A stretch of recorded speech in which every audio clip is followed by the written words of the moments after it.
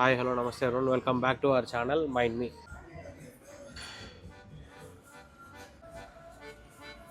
Menu of Anil Ravipudi cinemas: Pataas, Supreme, F2, F3, రీసెంట్గా వచ్చిన భగవంత్ కేసరి. దాని ముందు ఏ సినిమా అయినా పర్లేదు. ఇప్పుడు వచ్చిన వెంకటేష్ సంక్రాంతికి వస్తున్నాం. అన్నీ ఒకటే స్టోరీలు, అంతా ఒకటే లైనప్, అన్నీ ఒకటే కామెడీస్.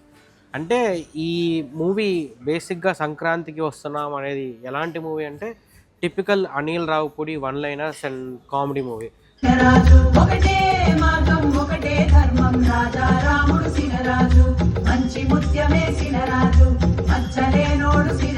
అది కొంతమంది క్రింజ్ అవ్వచ్చు, కొంతమందికి నచ్చకపోవచ్చు, కొంతమందికి సూపర్ ఉంది అనిపిస్తుంది, కొంతమంది ఎంటర్టైన్ అవుతారు.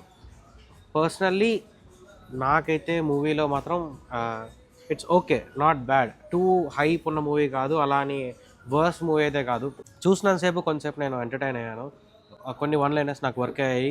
చిన్న చిన్న పిల్లలు ఉన్నారు, వాళ్ళ యాక్టింగ్ చాలా బాగుంది మూవీలో. కేవలం వెంకటేష్ గారు అండ్ భీమ్స్ శ్రేలియో వీళ్ళిద్దరూ మూవీని తీసుకెళ్ళిపోయారు ముందుకి. First heroine Aishwarya Rajesh and second heroine Meenakshi Chaudhary. వీళ్ళిద్దరిది లైక్ టిపికల్ స్టోరీ. మీరు ట్రైలర్ చూస్తే ఏదైతే ట్రైలర్లో ఉందో అదే మొత్తం స్టోరీ. దానికి మించి ఒక్క పాయింట్ అటు ఇటు ఏది లేదు.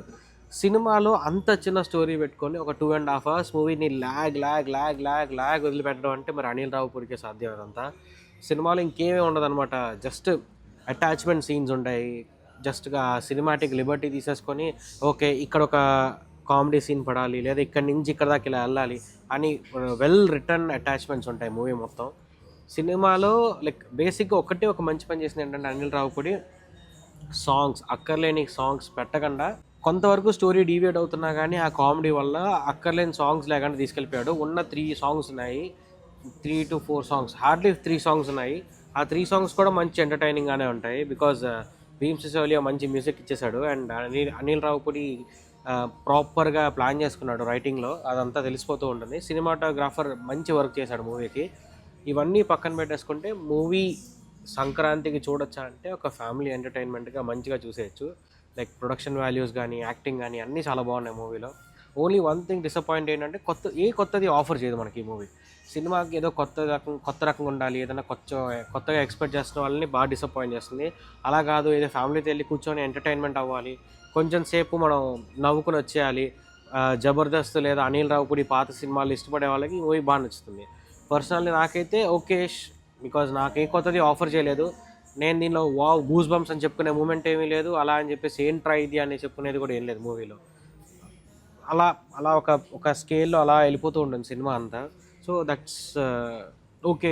నాకు వర్కౌట్ అయిందా అవ్వలేదంటే ఓకే, వర్కౌట్ అయినట్టే. మనం దానికి మించి ఇంకేం చెప్పుకోలేం.